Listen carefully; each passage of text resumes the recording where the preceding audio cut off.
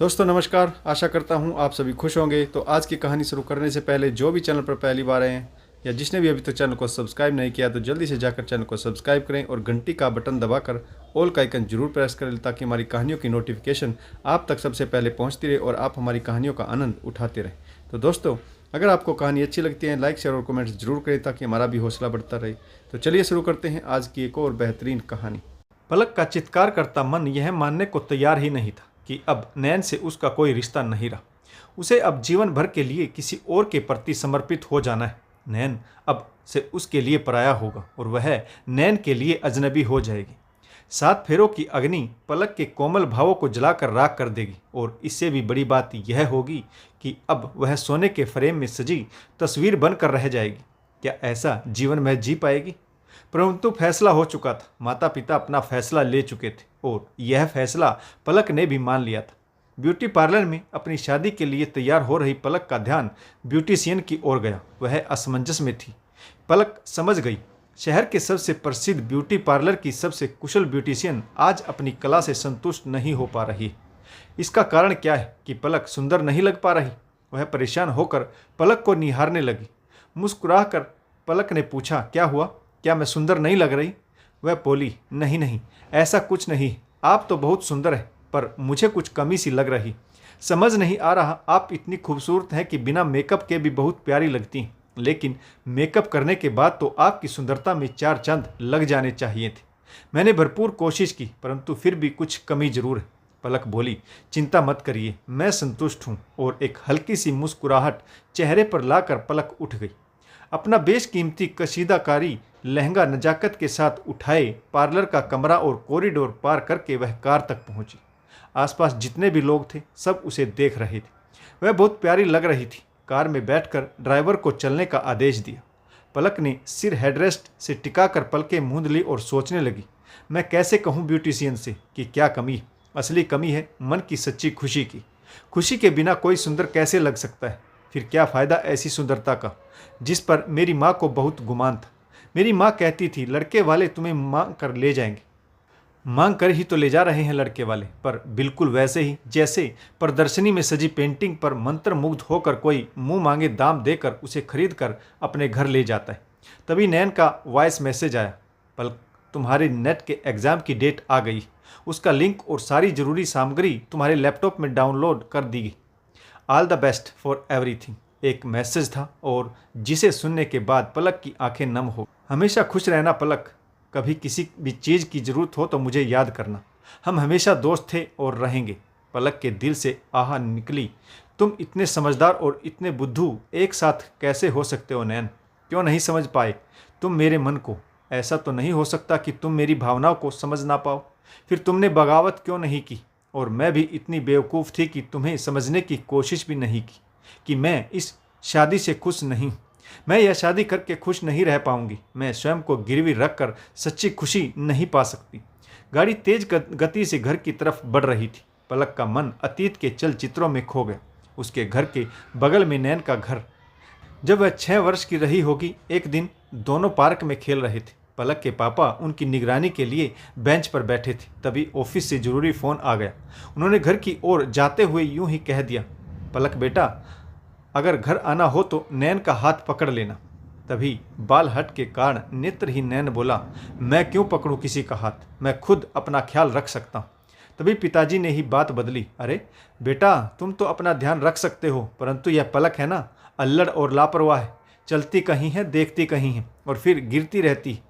फिर नैन ने प्यार से आगे बढ़कर पलक का हाथ थाम लिया, जो आज तक नहीं छोड़ा। कहा जाता है कि ईश्वर कुछ लेता है तो बदले में बहुत कुछ अनोखा देता भी। नेत्रहीन नैन इस बात का अनूठा उदाहरण था।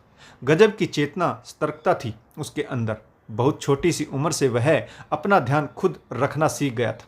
कई बार उन दोनों के मम्मी पापा हंसते, देखो पलक लड़खड़ाकर गिरने को हुई तो नैन ने आगे बढ़कर उसे संभाल लिया। पलक कहाँ है और किस संकट में फंसने वाली है यह वह पहले ही महसूस कर लेता है। धीरे धीरे पलक को भी महसूस होने लगा।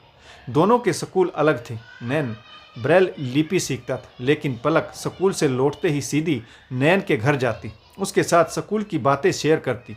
बातें शेयर करे बिना उसके मुंह में भोजन का एक निवाला नहीं जाता। नैन के मम्मी पापा को भी पलक बहुत प्यारी लगती थी।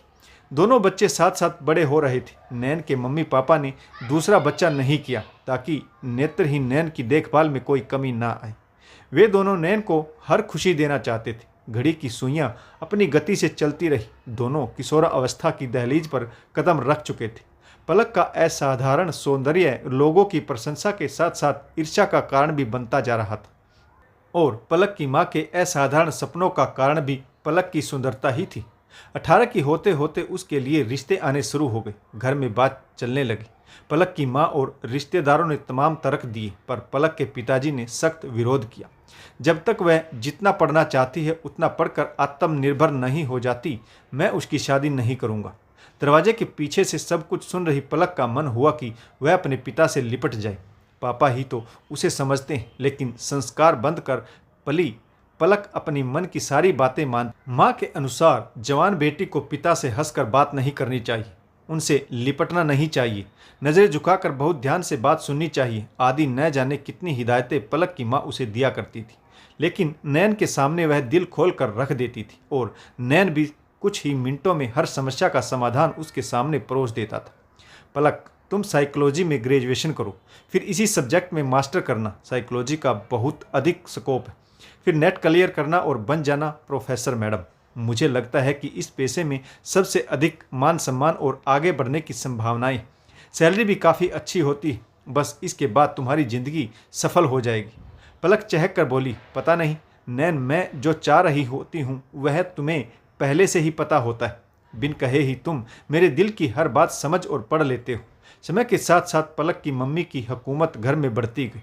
वह कहती, मैं बेटी का ख्याल अच्छे तरीके से रख सकती हूँ, आप बीच में मत बोला करो। बेटी को अच्छे संस्कार भी देने होते हैं, सब कुछ पढ़ाई ही नहीं होती, घर गृहस्थी के काम सिखाना भी जरूरी है। पिताजी अधिक विरोध नहीं करते, इसीलिए पलक की माँ मनमानी करने लगी। पलक बड़ी हुई तो माँ ने उसका नैन के घर जाना भी लगभग बंद ही कर दिया। माँ की पाबंदियों ने इन दोनों के बीच भौतिक दूरी बना दी, लेकिन अब वे वॉइस मैसेज के जरिए अपने दिल के दर्द बांटने लगे। नैन संगीत का व्याख्याता बन चुका था। उधर पलक को भी एक प्राइवेट स्कूल में नौकरी मिल गई और पापा की शर्त भी खत्म हो गई। पोस्ट ग्रेजुएशन हो चुकी थी, वह नेट की तैयारी कर रही थी और साथ ही एक प्राइवेट स्कूल में नौकरी भी। जब यह रिश्ता पलक के लिए आया, माँ की तो मनचाही इच्छा पूरी हो गई। पलक और नैन का घर पास पास ही था। पलक के घर के आंगन में तेज आवाज में जो बात बोली जाती थी वह नैन के आंगन में साफ साफ सुनाई देती थी। उस दिन संडे था। माँ ने जानबूझकर आंगन में बात छेड़ी थी, पलक के लिए बहुत अच्छे घर से रिश्ता आया है, यह रिश्ता मैं हाथ से नहीं जाने दूंगी। पिताजी ने विरोध किया। वह नेट पास करना चाहती और फिर वह अपना आगे का भविष्य तय करना चाहती। एक बार उससे पूछ लेना चाहिए। पिताजी का इतना कहना था कि माँ आग बबूला होकर बोली, इरादा क्या है आपका? बेटी को घर में ही बिठा कर रखना है या फिर एक अपाहिज की छड़ी बनाने का इरादा है आपका? अब तक न जाने कितने रिश्ते छोड़ चुके हैं आप। इस रिश्ते में कोई कमी नहीं है। यहाँ पर बात पक्की कर लीजिए। नैन और उसके माता पिता यह सब बातें सुन चुके थे। पलक की माँ की जली कटी बातों के कारण ही दोनों पड़ोसियों में दूरी बढ़ने लगी थी। पलक नैन की राय लेने उसके घर गई। माँ को यह कतई मंजूर नहीं था, लेकिन फिर भी पलक ने नैन के घर कदम रखा। नैन बोला, रिश्ते में सच में कोई कमी नहीं, तुम खुश रहोगी पलक। वह निशब्द होकर सब सुन रही थी। पलक की आंखें नम थी। नैन उसके जज्बातों को क्यों नहीं समझ पाया। पलक के शब्द मन में ही छटपटाते रह गए। वह कुछ न कह सकी, नम आंखों से घर लौट आई।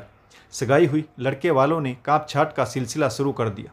वे पलक नाम की जीती जागती खूबसूरत पेंटिंग को अपने घर सजाने के लिए उसके व्यक्तित्व में काट छाट करने लगे। यहाँ पर पलक की मम्मी की खुशी का ठिकाना नहीं था। जब पहली बार महंगी गाड़ी में पलक को शादी की शॉपिंग के लिए लेने उसकी सास आई तो माँ की खुशी 7वें आसमान पर थी। लेकिन जब पलक शॉपिंग करके लौटी तो वह रोते हुए माँ से लिपट गई। उसने बताया वे लोग शॉपिंग के दौरान उसे लंच के लिए महंगे रेस्टोरेंट में ले गए थे। उसके होने वाले पति ने उसका मजाक उड़ाते हुए छुरी कांटे से नजाकत से खाना खाने की हिदायत दी। खाना खाने के बाद शराब लेना उनका स्टेटस सिंबल है, और भी न जाने क्या क्या। पलक को अपने व्यक्तित्व में ऊंचे लोगों के हिसाब से परिवर्तन करना था। माँ ने यहाँ पर भी अपने दकियानूसी ख्याल बेटी पर थोपते हुए कहा, बेटी यह सब सहन करना कोई बड़ी बात नहीं। मुझे देखो, एक महंगी साड़ी और खूबसूरत ज्वेलरी सेट की इच्छा मन में लिए मैंने जिंदगी गुजार दी। छोटी छोटी इच्छाओं को मारकर मैंने कैसे जीवन बिताया है यह मैं ही जानती हूँ।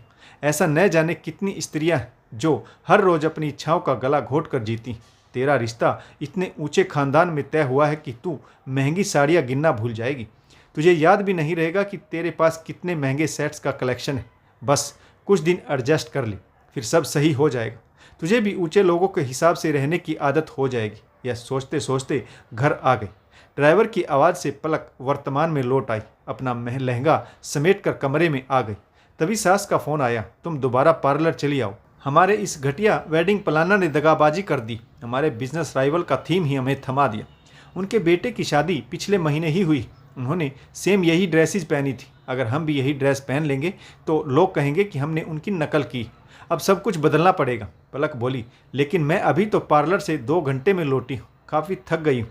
सास बोली, अभी तो पीकर सभी टल्ली पड़े। बारात निकलने में भी समय, फिर डांस में समय लगेगा, बारात पहुँचने में भी अभी बहुत समय, तब तक तुम वापस आ जाओगी। पलक बोली, लेकिन मम्मी जी मैं बहुत परेशान हो गई, अब फिर दोबारा से। सास बोली, देखो जो कह दिया वह करो। अब एक बात ध्यान से सुन लो, हमारे यहाँ बहू को ना कहने की इजाज़त नहीं। सास ने फ़ोन रख दिया और पलक से मिलने आए नैन ने यह सब कुछ सुन लिया। पलक अपने आप को रोक नहीं सकी और वह नैन के सीने से लगकर फूट फूट कर रो पड़ी। नैन बोला, तुमने यह सब मुझे पहले क्यों नहीं बताया? तुम तो मेरा चेहरा पढ़ लेते थे। मेरा दिन ब दिन मुरझाता चेहरा तुम्हें दिखाई नहीं देता। नैन बोला, हाँ नहीं देखा तुम्हारा चेहरा, क्योंकि शादी तय होने के बाद तुम एक बार भी मुझसे मिलने नहीं आई। कोई मैसेज वही मैसेज भी नहीं भेजती थी, जिससे तुम्हारी आवाज़ से ही मैं तुम्हारे दिल के दर्द का अंदाज़ा लगा पाता। तुम मुझसे दूरियां बना रही थी। मैं सोच रहा था कि तुम भौतिक दूरी का सहारा लेकर अंतर मन के प्रेम को भुला देना चाहती हो, इसीलिए मैं भी तुमसे दूरी बनाता रहा। पलक बोली, भूलना चाहती थी, लेकिन कैसे भूल जाती? यह तुमने सोच भी कैसे लिया? पलक मुड़ी तो लहंगे से अटक कर गिरने को हुई। नैन ने उसे आगे बढ़कर थाम लिया। नैन बोला, अभी कुछ नहीं बिगड़ा पलक, बात को समझने की कोशिश करो। तुम शादी से मना कर दो, तुम्हारी मम्मी को मनाने में मैं तुम्हारा साथ दूंगा। पलक, समझने की कोशिश करो, दोनों समस्याओं को अलग रख कर देखो। तुम्हारी मम्मी तुम्हारी शादी एक अपाइद से यानी मुझसे नहीं कराना चाहती। इसे मैं गलत नहीं मानता। वह माँ है, उन्हें तुम्हारे भविष्य की चिंता है। मैं भी यही सोच रहा था कि तुम पति का प्यार पाकर मुझे भूल जाओगी। तुम्हारी शादी एक ऐसी जगह हो रही है जहां तुम्हारी कदर है, लेकिन मैं सरासर गलत था। मैं तुम्हें ऐसा निर्णय नहीं लेने दूंगा जहां तुम्हारा कोई आत्मसम्मान नहीं। तुम उस घर में शादी नहीं करोगी। तुम शादी भले ही मुझसे मत करना, लेकिन किसी ऐसे घर में भी मत करना जहां तुम्हारे आत्मसम्मान की कदर ही ना हो। बारात दरवाजे पर आ गई थी। ज़्यादातर लोग पीकर धुत थे। पिछले 4 महीने में पलक के पिताजी ने जो अहंकार और ताने उन लोगों से सुने थे, वह चुप थे, यही सोचकर कि उनकी बेटी खुश रहेगी। लेकिन आज बेटी की बातें सुनकर पिताजी की आंखें नम हो गई। उन्होंने पलक की ओर अपनी बाहें फैला दी। पलक पिताजी से लिपट गई। फिर पलक के पिताजी उसकी माँ को डांटने लगे। शोहरत की चकाचौंध में अंधी होकर तुम बेटी को ऐसे घर में भेजना चाहती हो जहाँ पर उसे ना कहने की इजाज़त नहीं। किस अधिकार से तुम यह कर रही हो? माँ ने सिर झुका लिया। वह बोली, मुझे भी स्थिति की गंभीरता का एहसास तब हुआ जब आज इसकी सास का फ़ोन आया और उन्होंने बहुत ही कठोर शब्दों में कहा कि हमारे घर की बहू को ना कहने की इजाज़त नहीं। पिताजी ने तुरंत ही पलक की होने वाली सास को फ़ोन लगाया और कहा, आपके यहाँ बहू को ना कहने का हक नहीं, पर हम तो ना कह सकते हैं ना।